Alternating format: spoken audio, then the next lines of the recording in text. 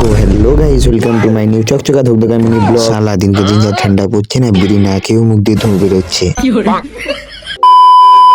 তো গাইস আজকে ঘুম থেকে উঠতে আমার একটু লেট হয়ে গিয়েছিল। লেট হচ্ছে আমার প্রতিদিনের অভ্যাস, ঘুম থেকে লেট করে ওঠা। যাই হোক গাইস, বিছানা থেকে উঠে গাইস জানলা দিয়ে দেখি আজ দিনটা কুয়াশায় খুব সুন্দর লেগেছে। যাই হোক গাইস, এখন ঠান্ডাকাল তাই আমাকে ঠান্ডা লাগছিল বলে গাইস জ্যাকেটটা পরে নিলাম। যাই হোক গাইস, একবার রেডি হয়ে জুতা পাইনি যাচ্ছিলাম, তখনই দেখি সালা দিনকে দিন যা ঠান্ডা পড়ছে না গাইস, বিড়ি না খেয়েও মুখ দিয়ে ধোঁয়া বেরোচ্ছে।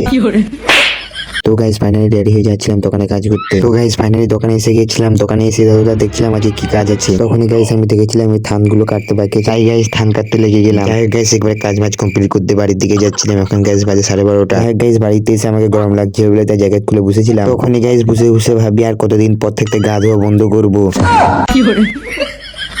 তখনই শালা মা বললো,